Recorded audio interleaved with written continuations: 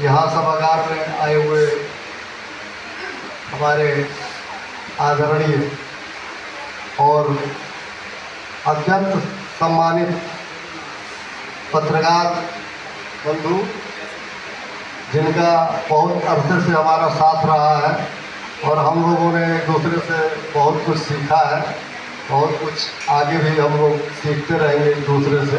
मैं सभी का इस स्थापना दिवस समारोह में हृदय की गहराइयों से स्वागत और अभिनंदन करता हूँ। जैसा कि सभी को ये ज्ञात है कि 1 वर्ष पहले हमारी संस्था का गठन ऐसी परिस्थितियों में हुआ जब पत्रकारिता में बौद्धिकता की कमी देखी जा रही थी। ज़्यादातर पत्रकारिता अराजकता की भेंट चढ़ रही थी। तब सभी लोगों ने, जो हमारे साथीगण हैं, उन्होंने ये विचार किया कि हमें एक ऐसा प्लेटफार्म बनाना चाहिए जहां उन पत्रकारों को भी संतुष्टि हो सके जिनके अंदर कुछ करने और सकारात्मक करने का विचार तो है, लेकिन उनको वास्तव में कोई मंच नहीं मिल पा रहा है, कोई संगठन नहीं उनका मिल पा रहा है जिससे वो अपनी अभिव्यक्ति को स्वतंत्र रूप से सबके समक्ष प्रस्तुत कर सके। इसी उद्देश्य को लेकर के एक विचार उठा और जिसने मूर्त रूप धारण किया, जिसका 1 वर्ष आज पूरा हुआ है और उसकी स्थापना का हम लोग जो है एक तरह से जन्म दिवस सेलिब्रेट कर रहे हैं। तो इस अवसर पे सभी लोगों का हृदय की गहराइयों से मैं यहाँ इस कार्यक्रम में बहुत ही भावपूर्ण भावना से स्वागत और अभिनंदन करता हूँ। हम लोहे के नहीं बने, हाड़ मास के ही बने। हमारी चिकित्सा के लिए क्या व्यवस्था है? कोई व्यवस्था नहीं। और तो और पेट में अन्न जाएगा, इसकी स्वीकृति भी कहीं नहीं है। बाकी सब 3 जगहों पर है। तो ये स्वीकृति ऐसे नहीं मिलती है।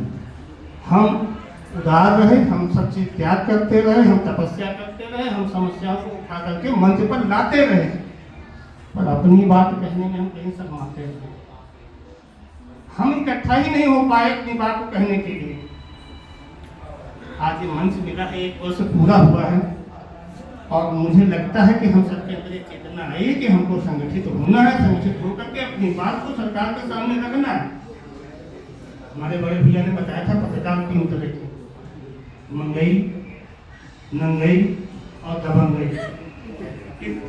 कोई व्यवस्था ऐसी रहती है, हमारे साथ हमारा परिवार है, हमारे बच्चे हैं, उनकी जरूरतें हैं। हम देवता नहीं हैं जिनको सदा सब कुछ प्राप्त होता हो। पहले कंडीशन हूँ कि उनकी बात चर्चा हुई। श्री गंगा प्रसाद दीक्षित जी, वरिष्ठ पत्रकार, हमारे बड़े भाई जिनका स्नेह सहज और सरलता से मुझे प्राप्त होता है, श्री हरीश तिवारी जी, श्री राजेंद्र गुप्ता जी जो संयोजक हैं और गरीबों निराश्रितों के लिए हमेशा अपने दरवाजे खोल रखे हैं, और हमारे भाई श्री आशीष तिवारी जी, मंच के सामने वरिष्ठ बुद्धिजीवी पत्रकार साथी, और सामने हमारे बैठे हुए हैं श्री HM तिवारी जी, जिनका सहसों बार मुझे आशीर्वाद प्राप्त हुआ है। मैं सभी को विनम्र रूप से हाथ जोड़ करके आशीर्वाद देने के लिए प्रार्थना करता हूँ। दरअसल मंच एक बहुत बड़ी चीज होती है और वो मंच जो विद्वानों का हो। तो आज मैं अपने आप को बहुत सौभाग्यशाली मानता हूँ जहाँ पर बहुत सारे विद्वानों के बीच मुझे अपने 2 शब्द कहने का अवसर प्राप्त हुआ है।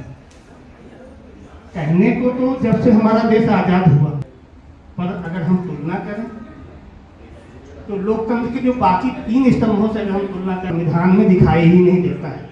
अगर कोई वजूद हमारा है तो वो हमारा हमसे हमारे उस त्याग की वजह से है जो हम दिन रात करते हैं। हमारे पेट में अन्न ना हो लेकिन दूसरे के पेट की खबर हम लिखते हैं। एक एक शब्द के लिए हम संघर्ष करते हैं और उन शब्दों से सजा करके समाज करके उस पीड़ा को सामने लाने का काम करते हैं। सरकारें कोई भी हो, वो चाहती हैं कि उनकी जय जयकार और अच्छे शब्दों में हो। अच्छे शब्द तो पत्रकार के पास ही होते हैं। सरकार ने सूचना विभाग से उसको जो है माना है और देना शुरू कर दिया है। तो मेरा यही जो है कहना है सभी अपने भाइयों से कि संगठन को बढ़ाने के लिए, इसकी ताकत को बनाए रखने के लिए आप सभी लोग एकजुट रहे। हमें आपका जो भी सही दिमाग है वो अगर आपके दिमाग में है तो हमारे दिमाग में भी है, और उसमें ये पक्का है कि कहेंगे वही जो सबके हित में होगा और करेंगे भी वही। तो इस वजह से आप लोग अपने मन में कभी कोई बात कहे तो उसको कभी भी अपने विचार में ये न लाइएगा कि इस संगठन में किसी के साथ अन्याय होगा या किसी की उपेक्षा होगी। सबके लिए ये संगठन बराबर निरंतर कार्यरत रहेगा, सबके लिए चिंतन करेगा और जितना भी हो सकेगा, जहाँ से भी हो सकेगा, पत्रकारों के हित में अपनी मांगों को मनवाएगा और निश्चित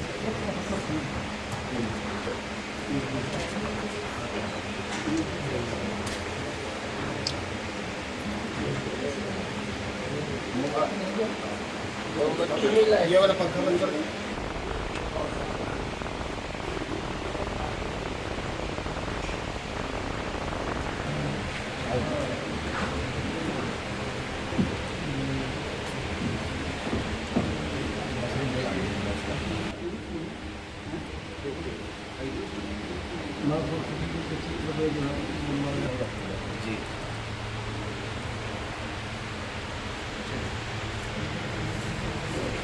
जी ऐसे मत